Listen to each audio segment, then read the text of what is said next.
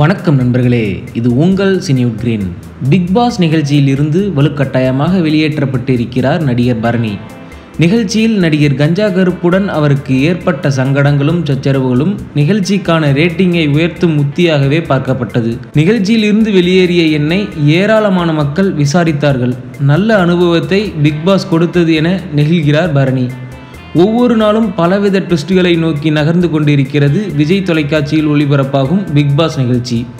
போட்டியில் பங்கேற்பவர்களுக்குள் நடக்கும் மோதல்கள், சச்சரவுகள் ஆகியவை பொதுமக்களிடையே விவாதத்தை தொடங்கியுள்ளன.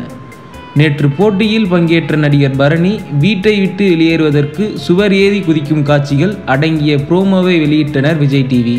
இதனால் நேற்றைய நிகழ்ச்சி பரபரப்பை கூட்டியது. ரேட்டிங்கை அதிகப்படுத்துவதற்காக நடக்கும் வியாபார தந்திரம் என்றெல்லாம் சமூக ஊடகங்களில் விமர்சிக்கப்பட்டது. இதுவரை போட்டியிலிருந்து நடிகை அனுயா மற்றும் கஞ்சா கருப்பு ஆகியோர் வெளியேற்றப்பட்டிருக்கும் நிலையில் நடிகர் ஸ்ரீயும் உடல்நலக்குறைவு காரணமாக போட்டியிலிருந்து வெளியேறினார். ஆனால் நடிகர் பரணியோ பிக் பாஸ் நிகழ்ச்சி தனக்கு மிகவும் மன உளைச்சலை கொடுக்கிறது, இனி இந்த வீட்டில் இருக்க முடியாது என கருதிதான் வீட்டை விட்டு வெளியேறினார் என தகவல்கள் பரவியது. இது தொடர்பாக அவரிடம் பேசியிருக்கிறார்கள்.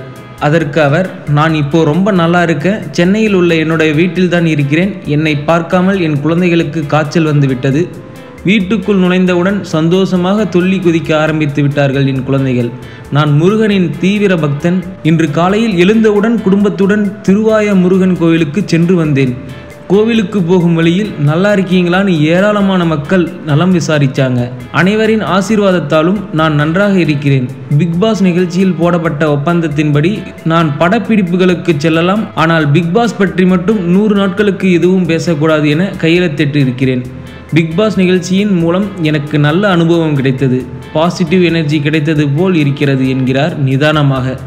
மேலும் இதுபோல பல சினிமா சம்பந்தமான செய்திகளை தெரிந்து கொள்ள கீழே உள்ள சப்ஸ்கிரைப் பட்டனை அழுத்தி சினிவுட் கிரீன் சேனலை சப்ஸ்கிரைப் செய்யவும். நன்றி.